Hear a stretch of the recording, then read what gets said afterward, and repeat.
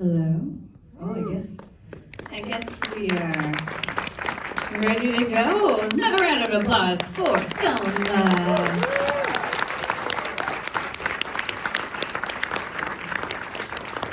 And we have the house lights. My name is Jen Yamato. I am delighted to be here with you, along with two very, very special guests. I'm going to bring them down now. We have director, writer, editor, Josh Margolin, and your favorite action star in mine, June Squibb.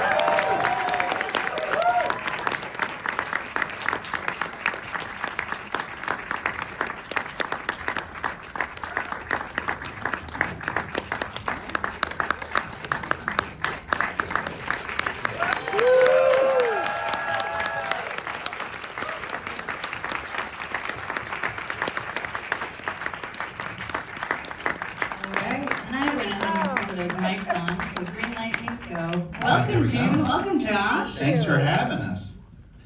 Thanks for coming. Yes, this is so lovely to see you all. Thelma. God, what a fun movie. What a great movie to share with your elders. Like, I cannot wait for my mom and all of her friends to see this movie. Because I did just lose her recently at Target on a scooter.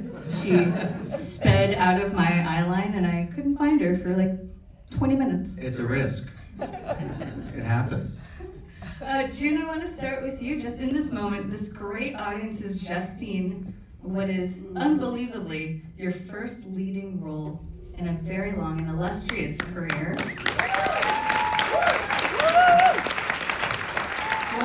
What's it feel like for you in this moment to share Thelma with the world?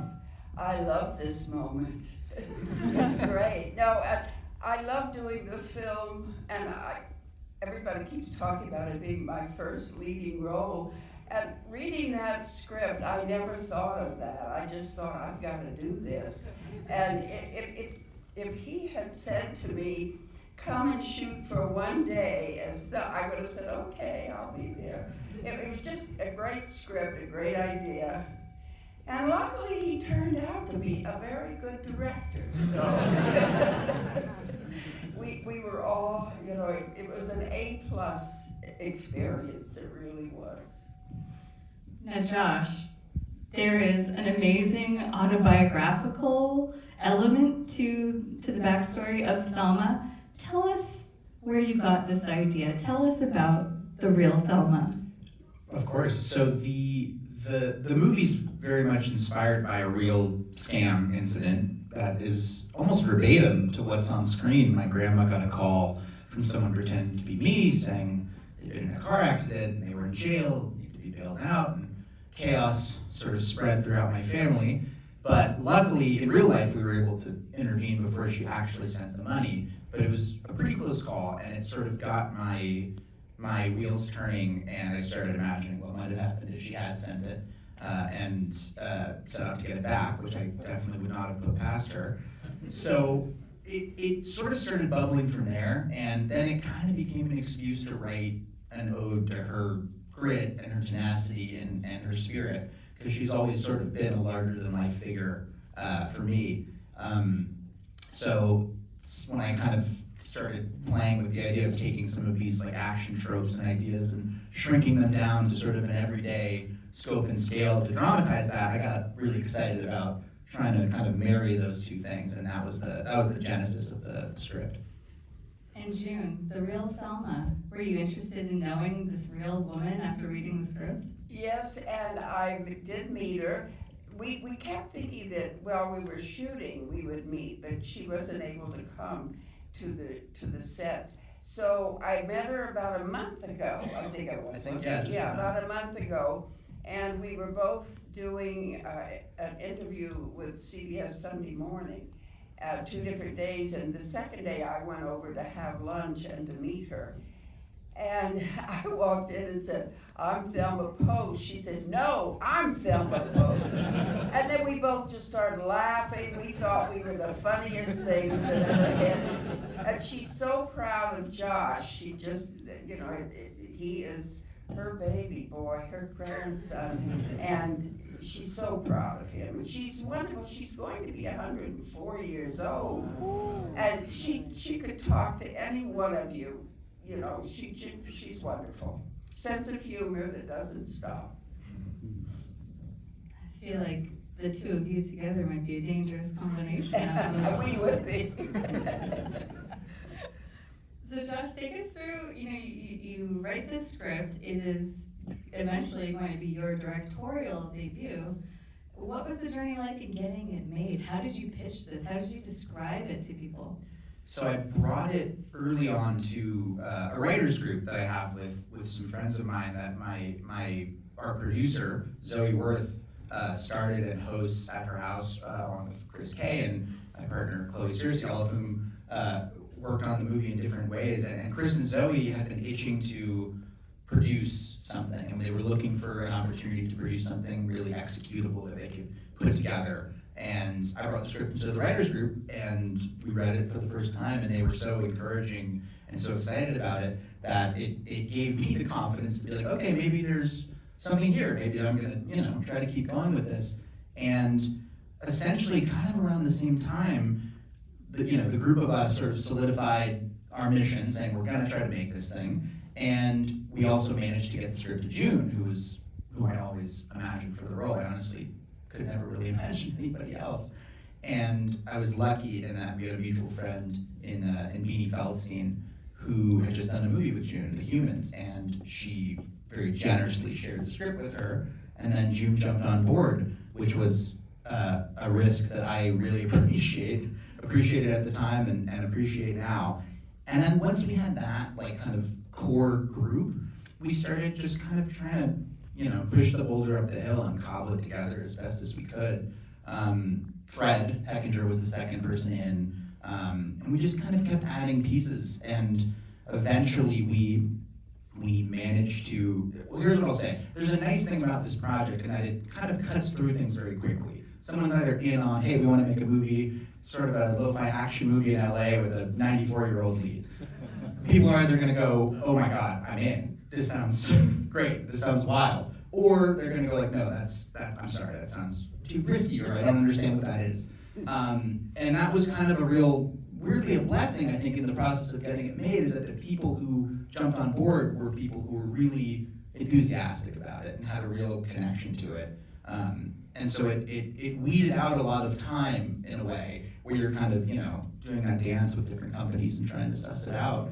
And once we got enough of the cast on board and the thing started taking shape, we ended up through CAA finding our financing with a company called Zurich Avenue, who are very lovely, and they financed the movie outright. And so we only had one partner in that, they were another one of those examples of someone who just was like, okay, I'm in, and let's go. And June, I'm gonna take you to the moment, ask you to take us back to the moment you met Josh. Your first conversations with him, how did he sell you on his vision as a director? Did he say, this is how I imagine it, by the way. I imagine Josh going, Schwarzenegger, Stallone, Squibb. I should have probably done that. You should have done that. I would have said yes quicker. No, I don't even remember what we talked about. I don't remember either. I don't think it was anything very interesting, probably. I mean, I'm sure it was over the phone. We chatted for like 30 minutes. Yeah, we did. We talked quite a while. We just chatted away. And I mean, I knew when I picked up the phone I was going to do this thing. So I didn't know that. There was really, that was it. In the lookbook for the movie, the closest thing I think I had to your far better pitch was basically a page that said the basic equation, and then it said I had a poster of Nebraska, and then plus and Mission Impossible, and that was my plea to June. Oh, Mission Impossible. What? The Mission Impossible. Well, I love the films. I've seen every one of them. And I have a son, so I'm a big action film seer. I've seen a lot of them. And I just think they're great. I think he's amazing. I see those pictures of him hanging off of airplanes. and, you know, riding this motorcycle, I almost said scooter, riding his motorcycle off of the hill. I mean, those things, I don't know how they do them, I really don't. I will say, we don't know that Tom Cruise can ride a motorized scooter. But it's not easy. We don't know yet. I think it was kind of tippy. So we don't know. What was involved in getting it? Did you have to get a sign off to use? To use the Mission Impossible movie, we did. We did. We shot a couple versions while we were going to play it safe in case we couldn't get the rights. But during production, we managed to send the. It was a clip from the table read, which was on Zoom, of the scene where it's referenced at the beginning, and then I think we sent also that page of the script. So somehow, for whatever reason, he looked at it, I think while they were shooting Dead Reckoning, and gave us the sign-off, which was amazing, and we just breathed a huge sigh of relief, and from there, when we went to Paramount, it was a lot easier. I think going to Tom first somehow cleared the path a little bit for us there. So we did have to get permission, which I'm now very, very happy that we did. June, were you pretty set on doing as many of your own stunts as you could from the start? Yeah, I really was. When I read it, I was infatuated with the scooter right away. I thought that's going to be great fun. And then I just felt physically, you know, that most of the stuff I could do. And I did most of it. I didn't do the wheelie. I always have to say that because that was a stunt lady who got on that thing and just shoot like that. I couldn't have done that. But everything else, those bed rolls I did, and up that awful staircase I did. So I did a lot of it. I did, well, most of it, really, right? Yeah, you did a lot more than. Say yes. Yeah, I'm saying yes. She did a lot more than we had planned for, quite honestly. And we were lucky to have a great stunt team who was, you know, there sort of guiding us and supporting us. But June did a lot. She backed Richard into the wall and carted off, and I think she like hits him on the way out, and that just happened on the day. So she was on the scooter quite a bit, and that thing went like 30 miles an hour before we had to put a limiter on it. It was way too fast. I feel like this automatically should get you into the next Fast and Furious movie. I agree. I think it would be a great idea. So June, I want to ask you to talk a little bit more about this character, Thelma, and what it was that when you read the script, what was it about her that really spoke to you, that you felt like you could relate to? Well, I think obviously she has great determination, great grit. She's very strong. She's a strong woman. And of course I related to the age and the fact that Josh was not laughing at age, because I turned those down real quick, I'll tell you that. But he wanted to show the reality of the age. And I just thought that Thelma was a woman I understood. And I think I have a great thing about, to me, there are no rules. You just keep breaking rules your whole life, you know, really. And I think she would feel that to me when I read the script. I thought she's breaking rules. No person in her 90s should be doing what she's doing. But she did it. And I agree with Josh. After meeting his grandmother, I think she'd be the first one to go after her money if anyone scammed her. I'll tell you, she really would be. I think so. Josh, what was Grandma's reaction when she saw the film? She was really excited. I think it was a lot to take in. Like, we shot in her real condo. Thelma Post is her real name. Like, there's a lot drawn from your life in that way that then, you know, moves us into fiction. But I think she was both really touched by it and could kind of see it as the ode to her it's meant to be. And I think it's also kind of surreal, just the idea that it's kind of out in the world and you know, her name and the idea of her is so infused in it. I think the thing that freaks her out the most is that that line where you say, "I'm Thelma Post," which you guys obviously, you know, thought about in person. But she's excited. I think she's mostly just very excited. But you know what, I bet the scammers out there are going to think twice about messing with Thelma Post again. I hope this is a cautionary tale for them.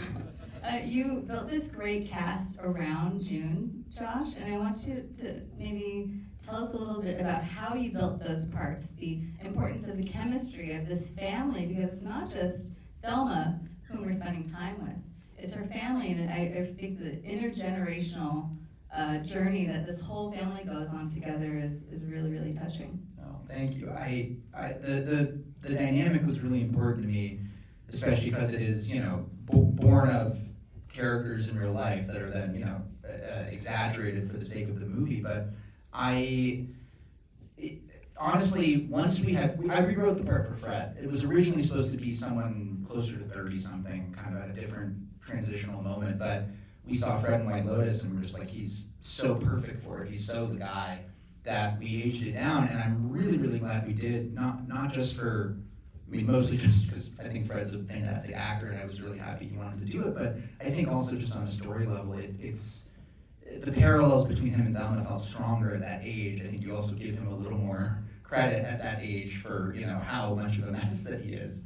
And once we had the two of them on board, it was a really nice barometer for trying to kind of figure out how to fill in those gaps. And Parker and Clark were honestly both people that have just been huge fans of forever. And what I love about both of them in very different ways is that they play everything very straight. Even as crazy of a thing as they might be doing, they just play it in such a committed way.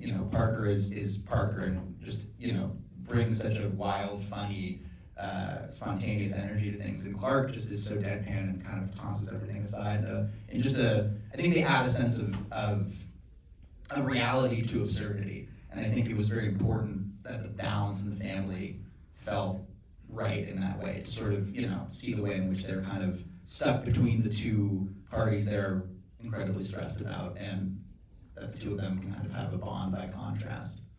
And then there's this wonderful relationship between Thelma and her old friend Ben, played by the late Richard Roundtree.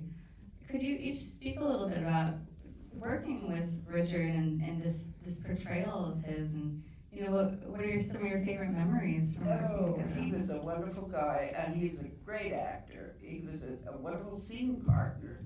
All the work we did, it was easy, and he was it was my birthday while we were shooting, and he wasn't called in that day, but he showed up with red roses for me for my birthday, and my assistant had gotten everyone to put on a white wig, so if I looked around, all I saw were white wigs, and he did.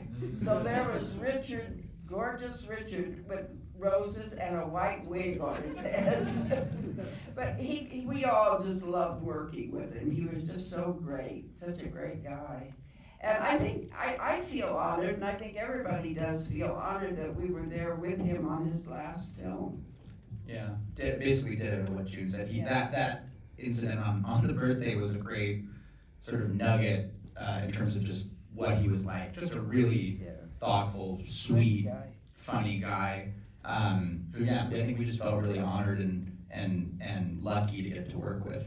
Every time I gave him a note, he would stare at me for like 15 seconds, and I was like, oh my God, what am I saying? Am I saying this weird? Is it not making sense? And then he would just go, watch this. And then he would go and do it again. So he was just so fun to work with. Just such a lovely guy.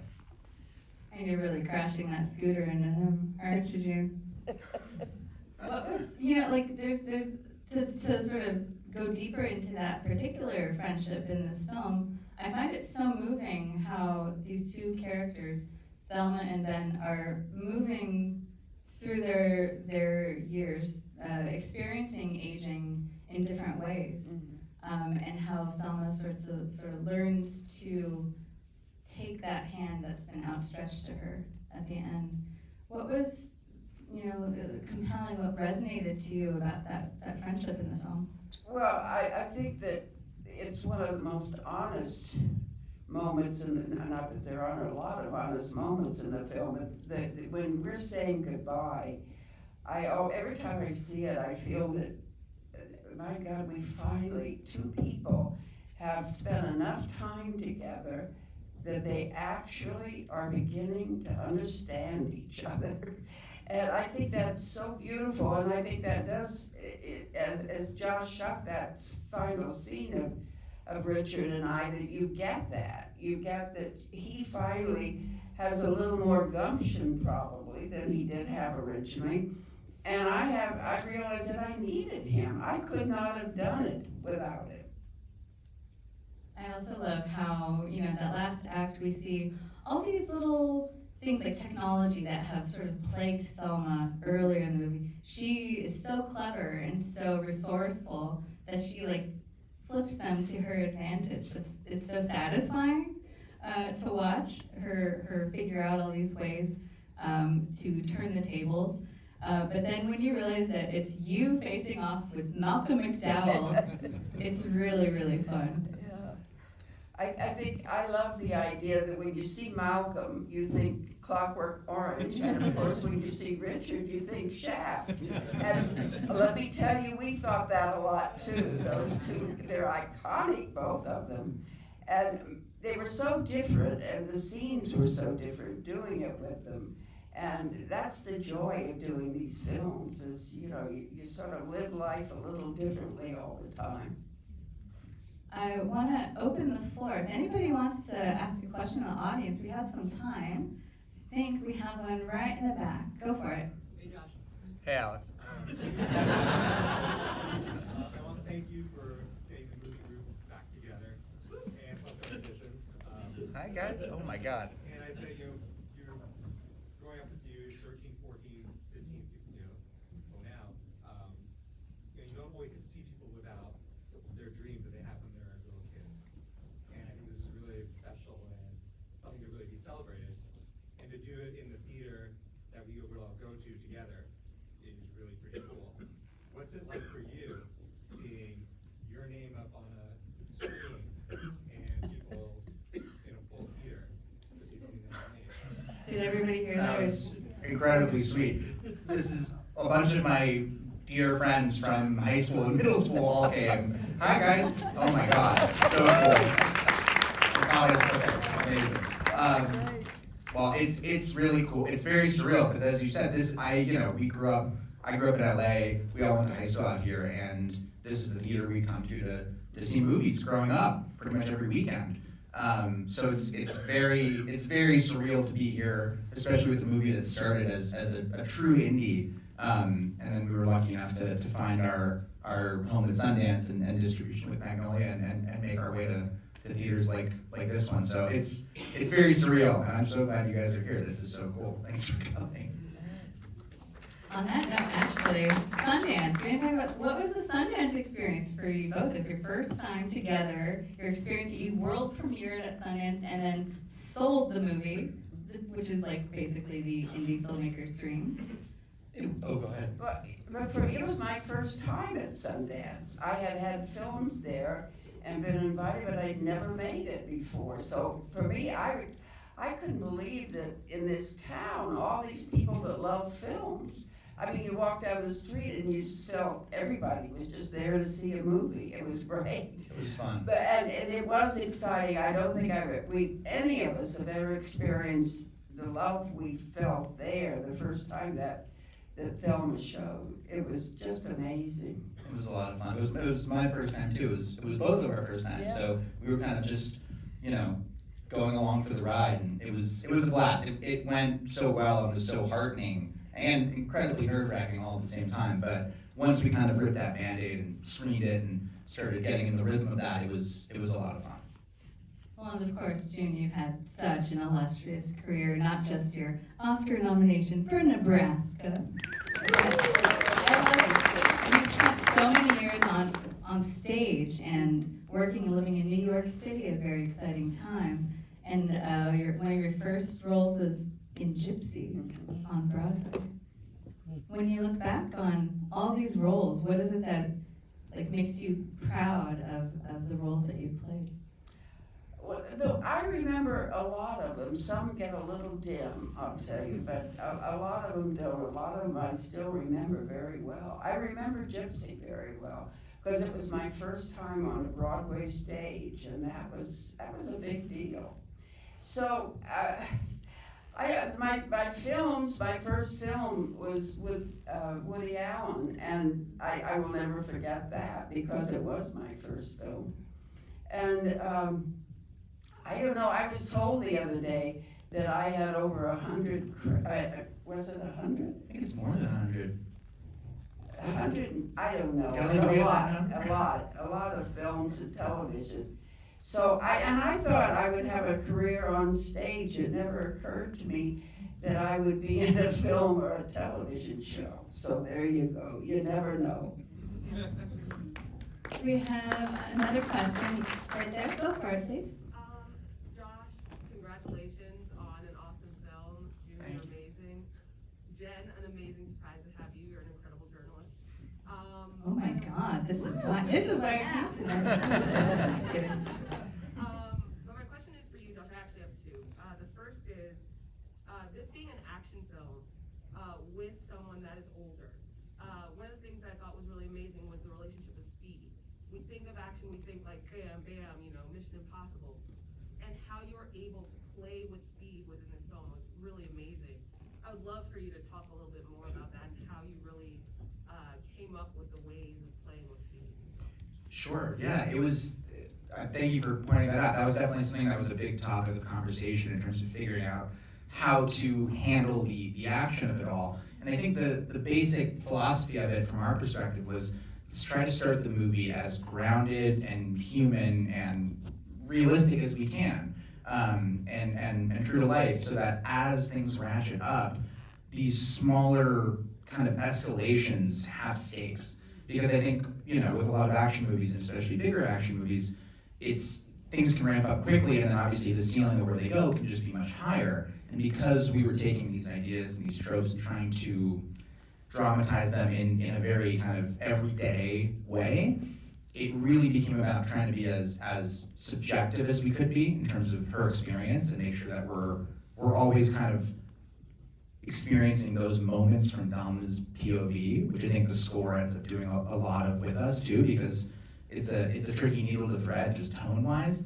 But the idea was always to basically start as simple as we could and let things kind of inch their way into slightly more genre territory, so that these smaller or slower or less explosive moments than you might see in a traditional movie like that have weight and have detail and feel impactful and high stakes. Because I think the second you kind of tip over that and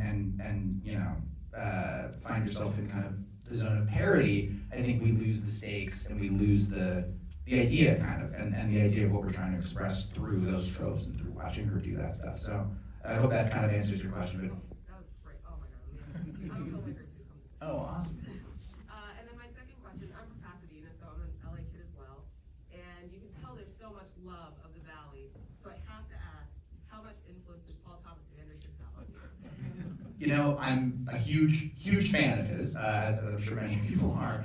But Punch Drunk was a thing that my DP and I watched in the lead up, because I think that movie, I love that movie, but I also think it dramatizes anxiety so viscerally. Like the way that movie is shot and the score and just the way it feels, and it's at a higher pitch obviously than this is even, but it's like the intensity of the way that's made and the way in which it kind of, the filmmaking itself like embodies a feeling, was something that we talked about trying to do, sort of to your first point of what's our version of making sure the way the camera's moving is kind of tapping into her, fear, or the, her struggle or her loneliness. And that one, I suppose probably, all of them I've seen so many times and loved, but that Punch Drunk was definitely one we watched in a slightly more directly connected way in terms of, shot listing and thinking about things. And this was your DP, David Bolin, who's really wonderful DP. He did an awesome job. And one of his previous credits is an amazing documentary called Some Kind of Heaven. Was that something that you had in your mind when you decided to work with him on this? It was. If you haven't seen it, it's really wonderful. It's about the villages in Florida, which is this really big kind of wild senior living community, and is directed by Lance Oppenheim, and it's a great documentary, and it's really vivid, and cinematic, and it almost feels like it's not a documentary, but it very much is. And it's funny because when I met with all these other DPs, everybody's references were David's movie. And so when I met with David early on, I just kept going like, and I also just really liked the guy. I was like, well, let's not overcomplicate things. This feels like the right thing. But that doc and the way they shot that was definitely something that attracted us to him. I love that question, by the way. Thank you. Thank you. Also talking about this movie as an LA movie makes it legendary, especially to watch it here. But June, you also live in Los Angeles. Even though you're a longtime New Yorker, you came to the best coast, the West Coast. Best coast, I like that. For you, was it really fun to shoot a movie here and shoot a movie that is set in the Valley? It was, and I hadn't shot that much in LA at all. I've shot so many things away from here. And it was such fun. It was near my home, which was great.